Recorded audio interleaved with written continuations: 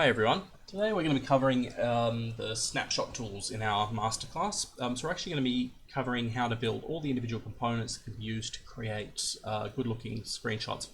So I'm just going to go tab straight in World and I'll just give it a little bit of a demo of the tool before we actually work on the individual components on how this should actually be put together. I'm going to try and cover all four elements here today. There is a few complex elements within this thing that give you a lot of power, but we'll just try and cover some of the basics and then we'll go into some of the more sophisticated parts if we've got some time. So I'm just heading in World now, and if you've been in World in the last couple of months, you will have noticed our new snapshot tool. So the snapshot tool has a whole bunch of features, such as the ability to alternate filters. These filters are basically applications of the PostFX stack, and that is that you can swap out a whole bunch of controls, not just the colors, but how bloom, depth of field, all those elements are manipulated. So for instance, this is a quite high depth of field filter. You can swap that out with a pose, and then finally you can set up a camera. You can set up a camera that will focus on particular elements of the body in particular ways.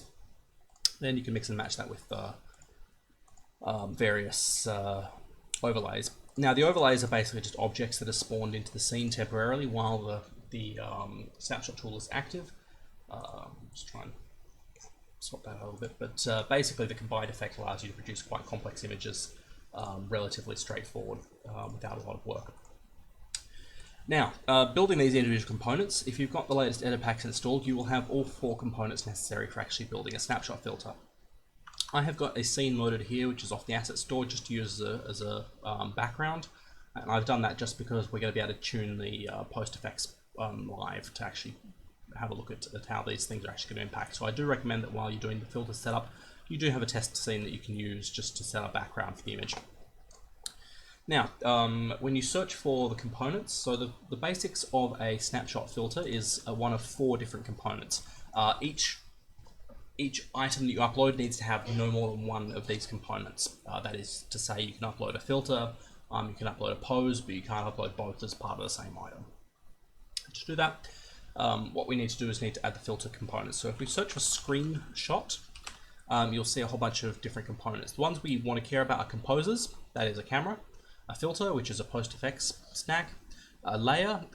Layers are basically the overlay elements that can be added to the scene on demand, and finally got pose, which is basically just a simple animation. I'm going to start today with the filters, and that's because I know they're going to take a little bit more time than some of the other ones. We may even come back to this one later in the lesson, depending on how long it takes. So the basics of a filter are really straightforward. All you've got here is got a post profile. We've got a tick for autofocus. Now that's to do with the depth of field, and then finally we've got a focus bone, which basically tells us where the camera should actually be focused on.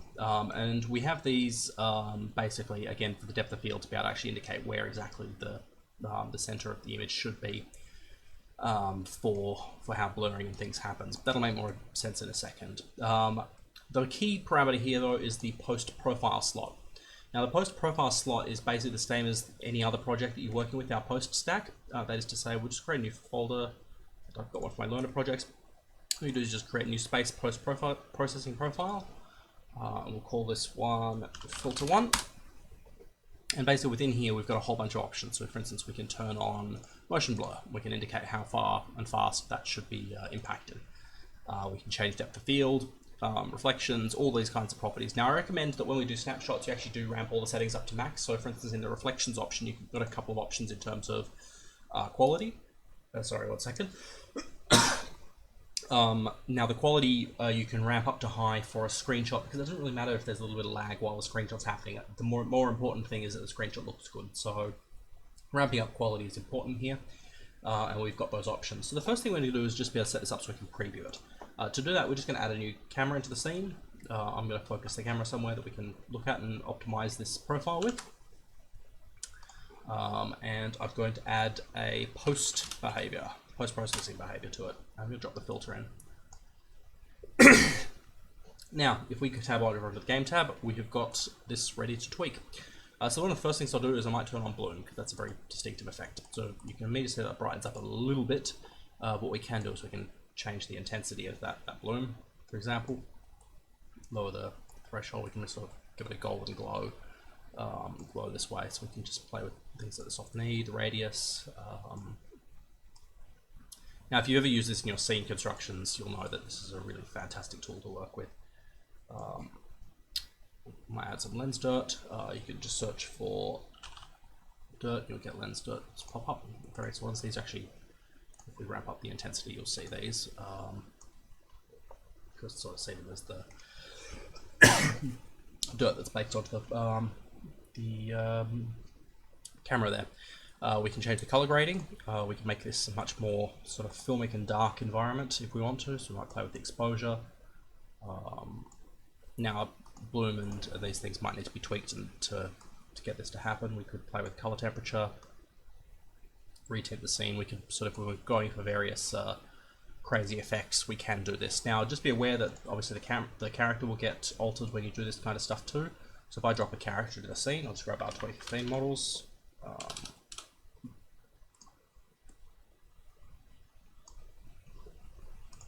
Hopefully you can see him. Yep.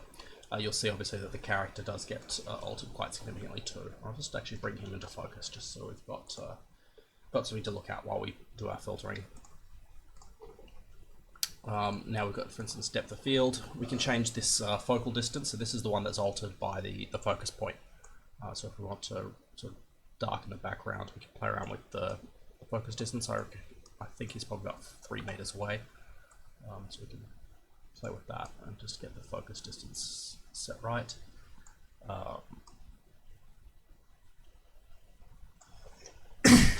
Sorry about this, I've managed to pick up a cold in the last couple of days. I'm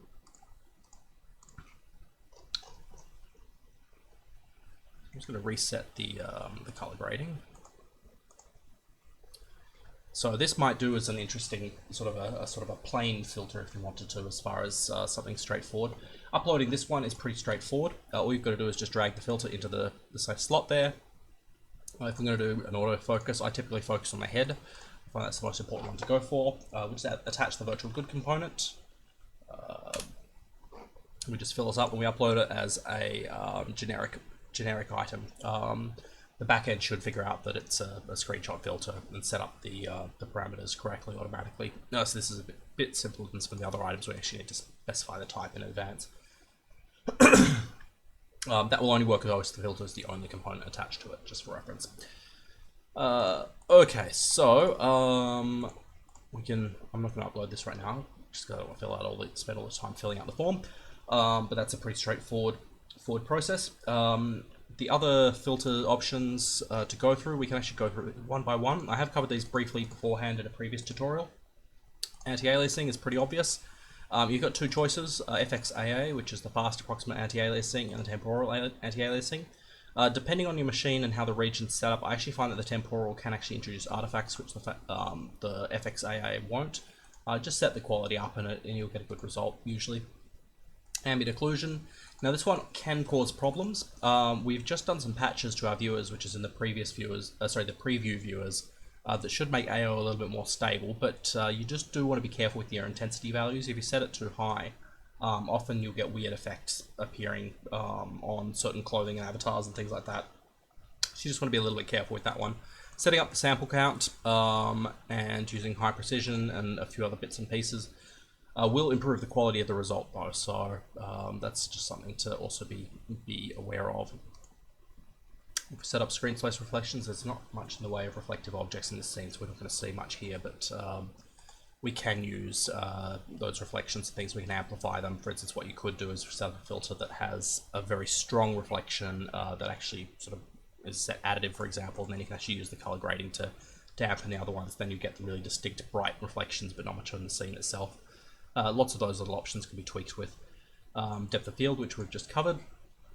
Motion blur. Motion blur is probably not going to be applicable too much to screenshots because there shouldn't be too much in the way of moving objects. Nonetheless, it is a fairly standard, straightforward effect, and there's probably not too much to tell about it other than I would say just be wary of the multiple frame blending option. I've found that one tends to create lots of unnatural, ugly artifacts, in addition to slowing down performance quite considerably. The other motion blur options are fine though. Eye adaptation. Now this is good for neutralizing your neutralizing your images against various changes in scene brightness. Some scenes are brighter than other scenes. Eye adaptation simulates what your eye naturally does, which is expand and close the iris to let more and less light in. It does a similar effect to basically mean that it'll brighten up the image in dark scenes and it'll darken the image in bright scenes. As you can see when I flick this one on, it's moving towards a more neutral tone. You can use these values to adjust both the speed of how quickly it'll adjust to the scene lighting. For the case of a snapshot filter, you want to go fairly quick. In the case of other poster zones, though, you may want to slow it down a bit. It's really up to you. You can also specify how much, the maximum, minimum, what the target values are. We have bloom, which we've also covered, which is sort of the glare that it will apply over the camera, as well as lens dirt. We'll set that down to 3. What we can do is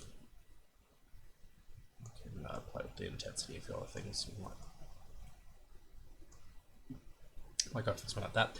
Now, color grading. I have covered some basic tweaking of these parameters here. I'm just going to reset that.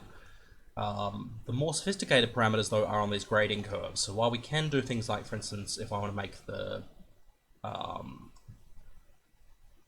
a bit more green or red or whatever, we've got these trackball controls. However, we've also got the grading curves, which I find are far more useful for getting particular effects. So if you've got a particular scene in mind, what we can do is look at using the grading curves in order to adjust things on a particular value in order to hit a target. My previous lighting tutorial really did cover the grading curves in quite a bit of detail, looking up a reference image and then grading it to match the reference image. It's actually more straightforward than it sounds.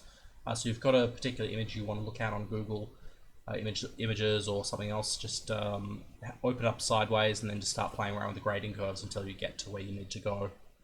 Usually I find the hue versus hue and saturation of the two that actually give you the results you want. So for instance, if I want to make this, it's quite a yellowy scene. I'm just going to pull this to 0.5. That's the second number there, incidentally, is halfway, so we'll just set that neutral there. I want to bring out,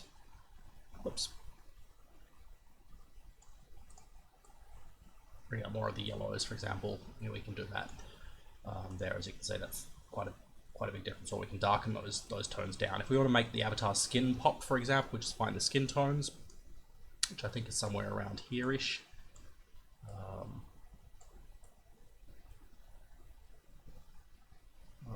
We're bringing a bit of the barrels over there to match too, so that sort of color is really getting accentuated over there.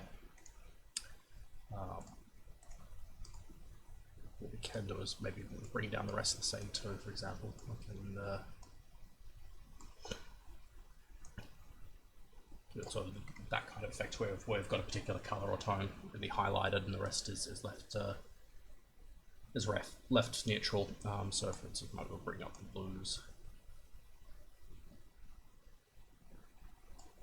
Those can all be brought in as far as your filters. This is all pretty, what you see is what you get. If you've got a manual lookup table that has been produced, this is a special type of texture that you've got available. There is large numbers available. You can just slot one in there. That basically is a cheap form of color grading that's quite easy to apply. Chromatic Aberration. This one just covers off the, basically it's a form of lens splitting where you see the red, green and blue split out into a rainbow towards the edge of the camera. As you can see here, when we accentuate it, you really do see the effect in action there. So may put a little bit on there. Simulates somewhat of a camera. Now, grain. This is a love-hate one. I've got a couple of people who really don't like this effect. Some people who do. The benefit of using film grain, and as you can see here, it may have got a bit more pixelated on your screen. It certainly will look more like a photograph. The benefit of film grain is that it's twofold. One, it breaks up the intensity of an image. So you've got particularly flat areas, for example, on an image. It will add detail in there that makes things imperceptibly a little bit higher quality because your eyes can't guess that there's no detail there. The second advantage of using film grain is that it acts as a cheap form of anti-aliasing, and it also breaks up dithering. So if there's an image that is got banding, that is gradient banding, if you know what that is, using film grain will break that up completely because you can't see it when there's the grain applied to it. This one, I'm going to pull the intensity down a little bit. You only need to have a little bit of the film grain for it to be Okay. Finally, vignetting. Again, that's a pretty straightforward, well-known effect, just darkening the edges of the image. Dithering will cover the same thing. It will actually manually break up banding as well. However, this is the opposite of grain. It won't add noise. It will just try and alternate between some close color values when there's banding occurring. Now, the sharpening and volumetric lighting filters, I'm not really going to go into too much here. The sharpening basically just adds as a Photoshop sharpening filter, an equivalent thereof, onto the screen. It gives you unfortunately, this one does not have a live preview here, so unfortunately, as we play with it, we won't see the results. However, it does give a little more pop to your images that maybe not something you want, but that can be added. And then finally, volumetric lighting. I usually recommend taking that one on, and we actually may remove that option from the post zone in the future and just default on, because there's very few cases where you don't want it on. Okay, so that covers the basics of getting a filter, and then the process as before. You just need to slot it into the screenshot filter and upload. You'll be good to go. The next type of camera component is the composer. Now, the composer is basically a Cine Machine camera, and this will let you alternate, let you swap the camera positions, rotations, and those sorts of parameters around. To do that, we just create another empty object, and we add the screenshot composer component. And this one relies on having a Cine Machine camera attached to it. So at the same time, we just add a Cine Machine virtual camera. Now, to preview this one, we need to attach to our camera, we need to add a Cine Machine brain. And that will just tell Cine Machine that this camera is being controlled here. Now, Cine Machine is a rather powerful bit of tool. What it will allow us to do is actually compose images directly. To do that, we've got a few things that need to be accounted for. The first is that the primary focus follow bone and the primary focus bones, these slot to the look at and follow fields on the Cine Machine virtual camera. To preview, what we can do is use our character model here. I'm just going to go into the bone structure, and let's say I want to attach something to the spine. So I'll just drag the spine into the look at, and I'll drag the reference node, which is on the base of the avatar, into the follow. I'm going to set follow bone to, so let's set that to hips. So that will actually be, we'll use the hips for that one. So what it's doing is it's looking at the spine, which I'll just set as the look at bone. Now, the spine basically is straight upwards, so what's happening is it's focusing on the inside of the character. To play around with this, what we do is we change the aim and the body. We set that from hard constraint there. We're going to set the aim to a composer, and this will bring us this screen, which will let us position the position of where the character should appear actually on the screen itself. We'll get to that in a second. We'll get the body. Now, the body is basically the position of the object. So in this case, you can see immediately, now we've actually set that to a transposer. It's set to -10, so it's going to try and hover 10 meters behind the player there. As you can see here, that's a bit out of focus. Okay, so we're going to set this to in front of the player, so we can actually see what they're doing. I'm going to drag that in. Now we can set this to go a little bit under the character. Now, if we're a little bit worried about the cameras poking through things, there is actually a component for this as well, which is the Cine Machine Lighting component. And what that'll do is it'll actually move the camera as long as there's a physical barrier in the way. So that one that does have the components attached to it. Grab my game object.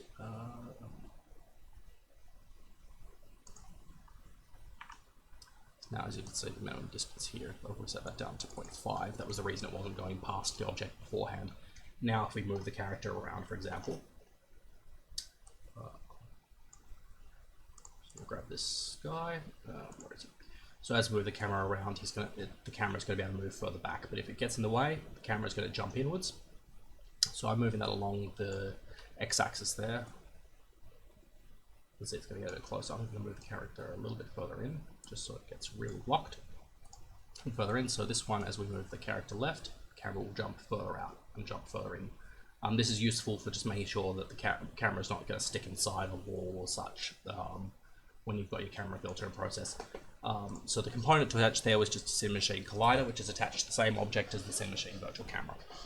That will then override the properties that are set by the transposer here when you're actually setting up the aiming of your camera.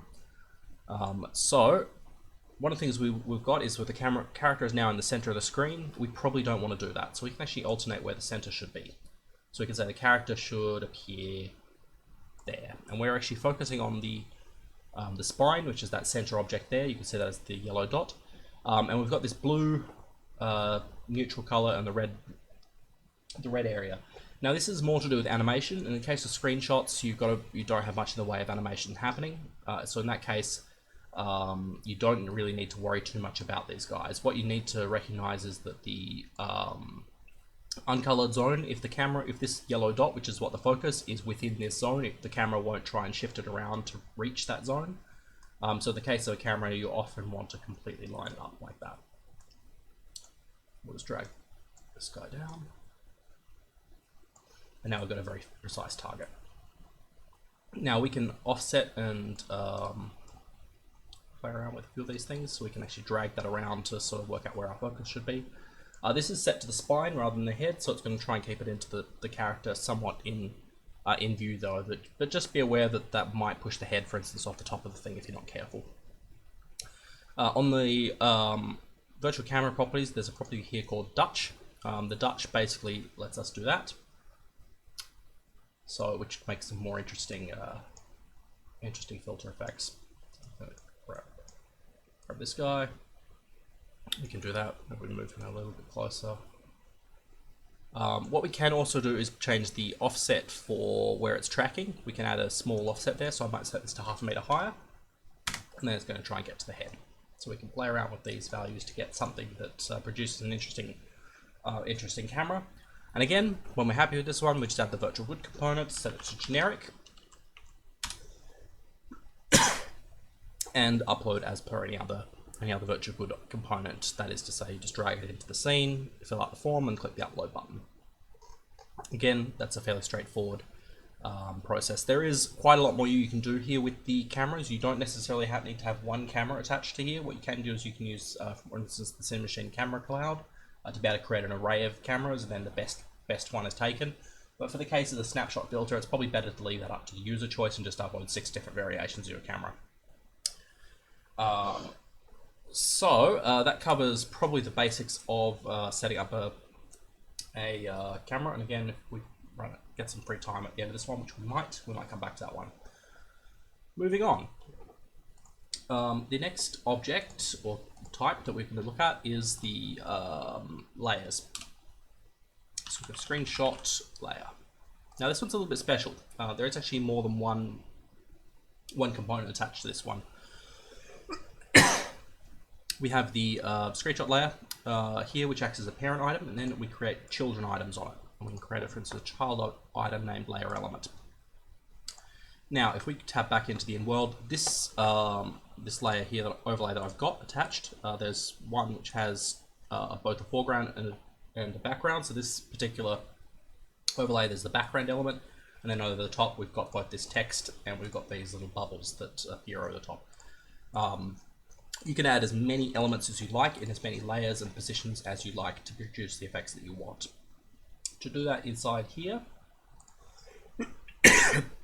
each element needs to be a screenshot layer element. You can have lots of them attached to the object. That's why you create the child, and they can be positioned in different places. So we can set this to 1 of 4 different modes. The first is the player, and that means that the object is relative to the player. Sorry about this cough. The other properties are the player bone. If we've got the player bone picked, we can actually set that it should be attached to a bone. Finally, we have the camera. And if we've got the camera, it'll actually be attached to the front of the camera. And again, the general properties apply as far as the offset and so forth. Finally, we've got a screen space camera. Again, I apologize for that. Screen space camera basically is a canvas. And we might start with that one just because it's the easiest to go for. So to do that, we just create a new canvas. This is also used for creating UI when you are creating various HUDs and other elements for your characters, so, for your scripts and regions and things like that. So what I might do is I might first overlay a image over the top of the screen. I don't know what images I've got in my project already, but I'll try to find them. Now, let's grab this one, for example. Now, if we set the canvas mode on the canvas, we'll set that to screen space camera. I'm just going to drag my preview camera in there. And we have, hopefully, if I've got this set up right, set that to expand to cover the whole element there. Okay, where are you hiding?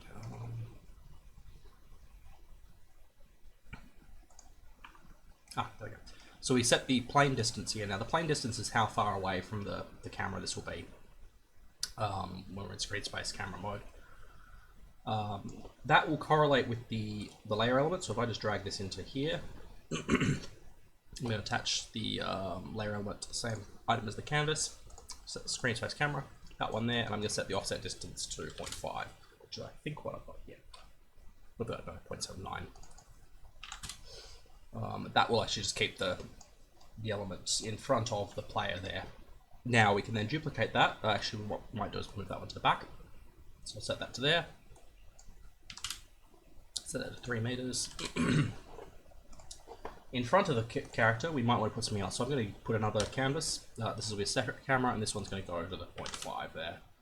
We'll set it to 0.5, and we'll just tweak the canvas that's attached to this one. So I'll just delete that image. Maybe I'll just replace it. Have our old logo here. So,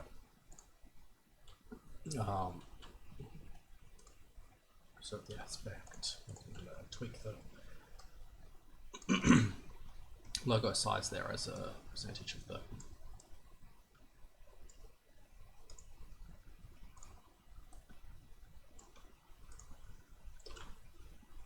So I actually don't have a new logo in this project already. It's a bit odd. I'll update that project at some point. Nonetheless, if we want to put various elements and things in front of the player, this is the easiest way of doing it. Now, what you might want to also do is, for instance, attach a prop. Say you've got a cane or a gun or something else that you want to actually attach to the user as part of the overlay that would make sense thematically. What we can do is, in this case, I'm just going to add a cube. We're just going to move to here for previewing purposes. I'll shrink that one down. So say I want to put a cube in the player's hands. We add a layer element to this one. We'll set the mode to player bone. We'll go for, say, the left hand. And this will now attach to the left hand of the player, which would be the equivalent of, we'll just pull out the left hand. Basically, the equivalent of slotting it into the hierarchy and neutralizing the positions and scale and such. So that's what would happen to the player there. They would immediately get that attached to them. That is the player's left, not the camera's left, just for reference. Should be pretty straightforward. I don't think there's too much more to cover in as far as these layer elements go. They're all pretty straightforward to get going. Finally, we've got that covers all the layer elements modes, except for maybe the player. So the player mode is basically broadly similar to the last one, except it attaches to the root of the player. So for instance, say you want to attach a particle system to the player, we'll just create a new particle system. Let's grab this one. We'll set these, initialize all these rotations.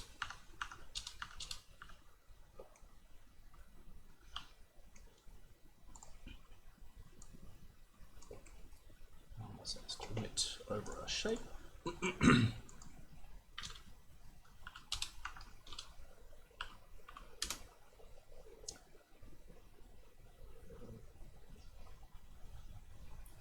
Adjust the emission a little bit. So I've got enough time for one.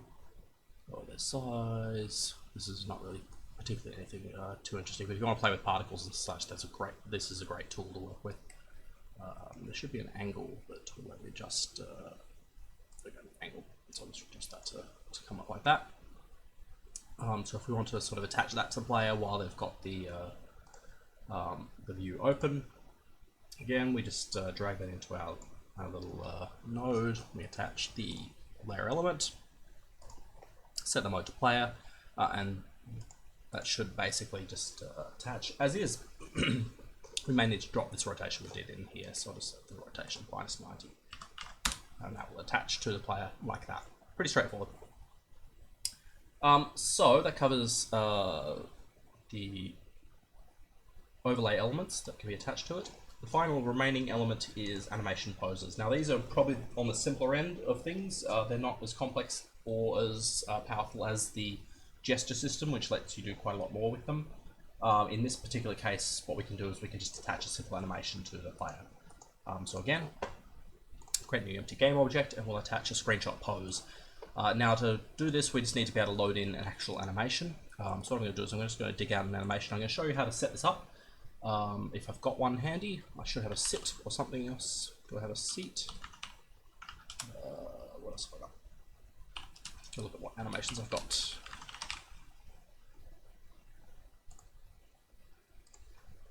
So I want to give them the fly down animation that we've got. To set these guys up, what you first need to do is you need to first import the animation. This is done by selecting the base model, going to the rig tab, and making sure to hit avatar type is humanoid. And this will actually let you import animations designed for any humanoid. It doesn't have to be one designed for our space avatar. It'll automatically translate and resize for any of the space avatars, including ones that are using the costume system that replace the base skeleton. So you set the avatar to definition. I'm going to hit create from this model. I'm going to hit apply. It's going to set it up. Finally, under the animation, we should be able to see this animation. Now, there's one important thing we need to do, and that's just make sure it's looped. So you just tick the loop time button, and that will just mean that it'll loop the animation correctly. Other than that, that's a pretty straightforward process of getting animation. Now, if we want to apply that to the player while the filter is selected, we just simply drag the animation into the clip section, and there we go. That contains the screenshot pose. So the net effect of all of this means that we can actually then alternate between all those options, and you just simply upload them as inventory items. These can be sold through the store to other players, so if you want to make a business making neat little screenshot poses and things, feel free to do so. The tools I'm hoping are relatively straightforward to go for, and if there are any particular questions and things that people have over how these things should be set up, we can go from there. Now, I have actually finished up the coverage of this tool a little bit earlier than I have before. So what I may do is I may just look into my in-mod chat and just see if anyone's got any questions or comments on using these tools. Hopefully that's pretty straightforward to go for. I'll just take a quick jump through if there's anything that people are asking. No, it looks pretty straightforward.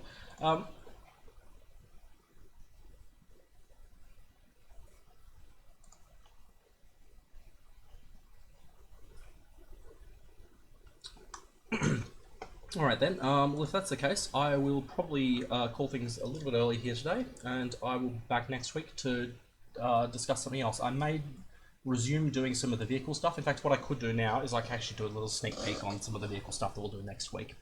That will give us a little bit of time to finish up other bits and pieces. So one of the things we've been talking about recently has been doing a demolition derby in the science-based platform. And I actually have been planning a full masterclass series on this, but there are a few elements that I think might be useful to know just as a creation tool, and that is actually things relating to, for instance, joints, which can be used as part of a vehicle framework. So I need to probably pull up my old vehicle scene to really get into this one in detail, but what I will do is I'll start by setting up some simple joints. We can go into the more complex physical properties and things as we need to. So if I grab this, let's say, is this all in nice little pieces? No, it's not, but let's say I want to attach something to this car. So I'll just pull this one into my basic scene here. In fact, what I'll do is I'll start with the very basics. So we'll go just for a new scene. I'm just going to take a cube, and we're going to attach another cube to it through a joint, and see what happens. So the first things we need to do is just make sure both objects are physical. To do that, we just need to make sure there's a rigid body component attached. As you can see here, that's a pretty straightforward process. The first one we're going to leave fixed in place, and to do that, I'm just going to click the is kinematic option, and that will force the object to be handled through the not through the physics system. It won't have any input supplied to it. It would just be treated as authoritative. That is to say, it's not going to move. If I hit play here, which will just take a second, this is the first time we've done it, you'll notice that the first object fell, the second object did not. What we can do is connect these two objects using a joint. Now joints are done through the joint components. There is a whole bunch of them. So if I go, for instance, under physics, you can see here that we've got a whole selection of them. So I'm going to do the first one as a spring joint, and I'm just going to connect it to here. And we're going to hit play. Hopefully that will just work.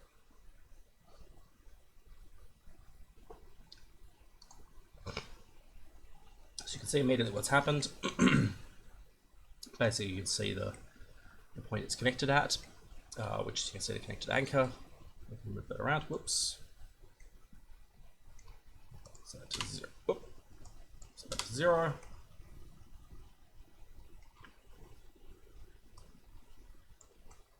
It's not like us editing that parameter, but what we can do is we can alternate. So that's here. I'm curious what will happen.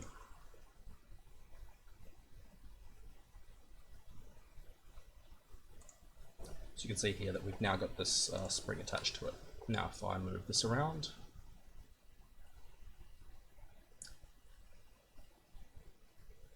that's pretty straightforward.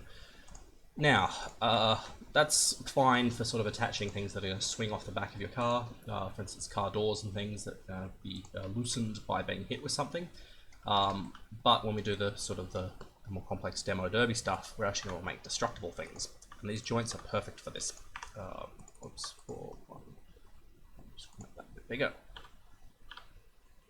Now, if we hit an object with enough force, we can actually make the joint break.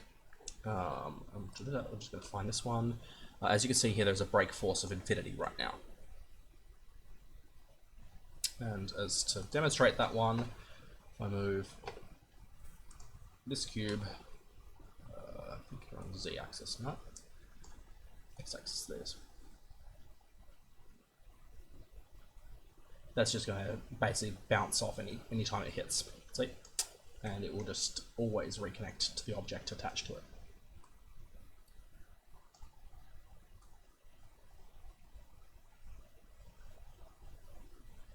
No matter how hard we pull, that will never break. However, that does not necessarily have to be the case. I'm just going to move this one down a little bit just so I've got a closer alignment, because I'm going to whack this with a force this time. I'm going to play with the break force. So the first thing I'll do is I'll set the break force to 1. And I believe that value should be equivalent to about a 1 meter second hit. Will cause it to break, which will mean even the lightest tap should cause the... Oh, not even that. I might need to set it a little bit higher, and that's because the force of the object falling into its initial position was too much to handle.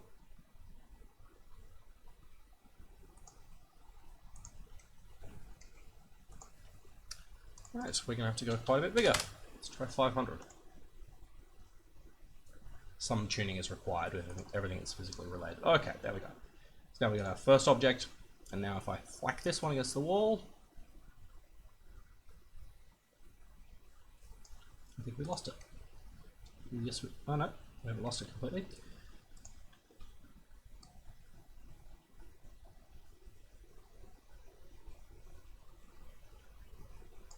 Some point there. Hasn't got itself wedged in there. But that should have hopefully disconnected. I don't actually know for certain if that has or not, but I do see the joint has been destroyed. So that's the way you notice that something goes wrong. If it breaks, the joint will actually disappear completely. So I'll set this one to a transparent object just so I can actually see this in progress. Just go to the materials. Oops.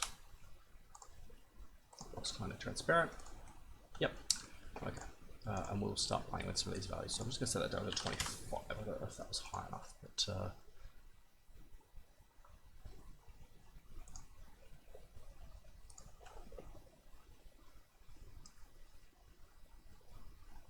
yep, there we go.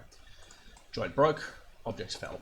That's a pretty straightforward example of a tap. So what you can do is you could set up, for instance, a vehicle where most of the components are attached through these joints, and then when the joints basically break, the vehicle falls apart. That can be used for anything. So for instance, bumper bars, it doesn't necessarily have to be a drag force like that. It could be any kind of force, be it compressive or anything else. But it is pretty straightforward to do. The other types of joints are pretty much straightforward. This is a simple spring joint. If we want to add more, we do have more options to play with. We could look at, for instance, the fixed joints. Now, fixed joint is basically the equivalent of it being firmly attached. So, again, grab my connected bodies, grab this guy, and now you see they move. It will always try and maintain a position. It gets a little bit funky when it can't, as you can see here. In some games you may have noticed weird things like this before. So that's a simple fixed joint, but what we can do is we can also add force to it. So I add, ooh, did not like that one. It's because I was typing 2 and it's just hit that. That was enough. There we go.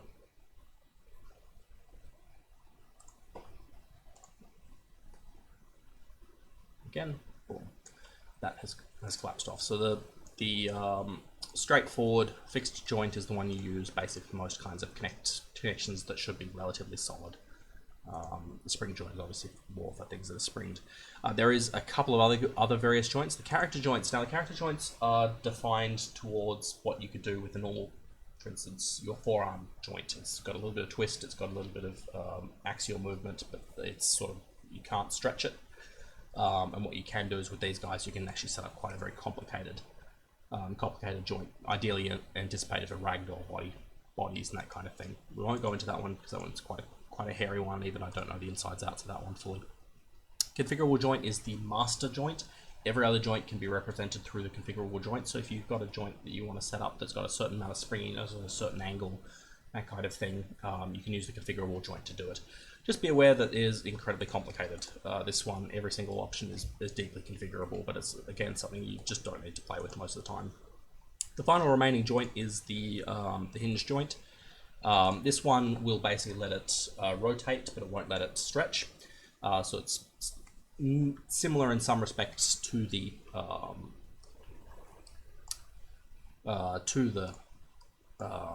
other ones we've got that we've had before. So this one will.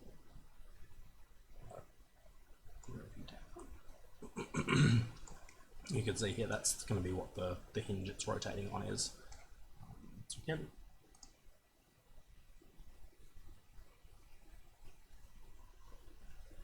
as you can see here, see immediately what happens there. That one's basically just provides a fixed hinge. Now that's the first phase of some of the physics stuff that we're going to go into in a little bit more detail next week. But there is still a little bit of time left. It's probably worth covering one other element, and that's related to physics materials. Now, if I make 2 objects, I'm going to give you a good example of what actually physics materials are. So physics materials let you define the properties of a particular object in terms of the physics engine. That is to say, is it bouncy, is it got high friction, is it slippery? And those have actually quite subtle but very distinctive impacts on how an object might move through the world if you're playing with physics, particularly high-speed physics. So I'm going to make 2 ramps here. Oops. Okay, so I'm going to create 2 ramps here. And onto each, I'm going to add a cube.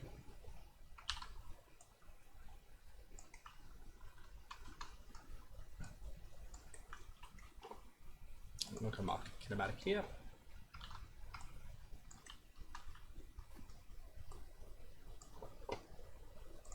My camera up so we can actually see them. Now, both of these guys should just slip off, and they'll slip off relatively straightforward. Yeah, so it's just going to tumble down. As you can see, it's rotating as it's falling. What we can do is change the physics material of this object. So what I'm going to do is create a new physics material. We'll do that project. There is a bunch of them included with most projects by default. Apparently not this one. But we'll just create a new physics material, which should be, there we go. And this one is going to be low friction. I'm going to create one called high friction as well.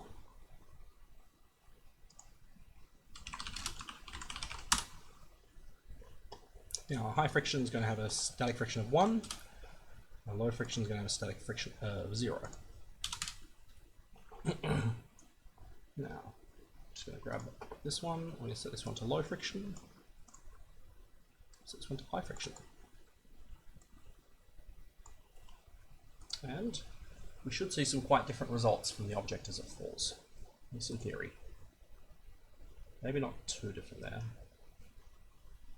There's a different speed there, but that's not quite the look I was looking for. I'm just going to quickly just double check these values.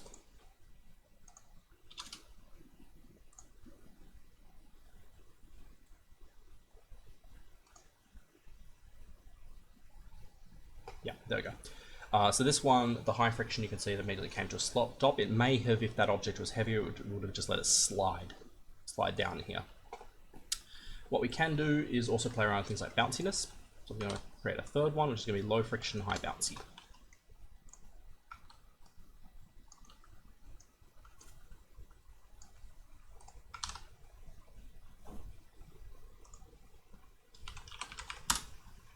So the bounciness to 1.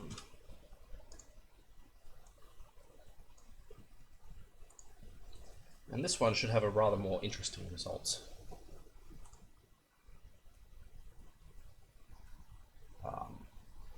As you can see here, we've got some fairly pronounced differences. If you're building, for instance, raceways, it is actually a good idea to play around with some of these physics settings, just because a high friction raceway, for example, is going to give better results as far as user results from steering and such, because it's going to have a tighter connection with wheel colliders that are attached to the object. You don't usually need to worry about these much in great detail, but it can be good for that little bit of extra realism if you're building complicated physics-related scenes. The bounciness ones are probably the more interesting ones to play with, being able to actually make areas where the vehicles are far more likely to actually bounce. So if you've got, I don't know, if you've got a ramp leading up over something and you want to make it the player bounce a little bit when they hit the ground later on, you could do that. Just be aware that may not be fun, just because it's more likely to result in the vehicle spinning out and rotating all over the place, which would be a little less entertaining than otherwise. Okay, so I think that will probably be a good point now for us to actually wrap up today. Next week I'll actually be going into these physics stuff in a bit more detail, and what we're going to be building is going to be building some start to finish demolition derby cars that we can actually have fully destructible. Most of the elements I think we covered today are going to cover the basics of how to do that. We're pretty much just going to be building on top of what we've already covered in previous lessons with regards to vehicles. Now what we've covered in terms of physics materials and physics joints. And then hopefully we'll be able to sort of build something that'll be a lot of fun to drive around and have destroyed. As usual, if you have any questions or comments on how these things need to be built or anything you've learned today, please feel free to reach out, because we do cover help and things as and when people ask as quickly as we can. So thank you all for watching. I'm going to start my normal office hours to cover the week's developments in about 10 minutes.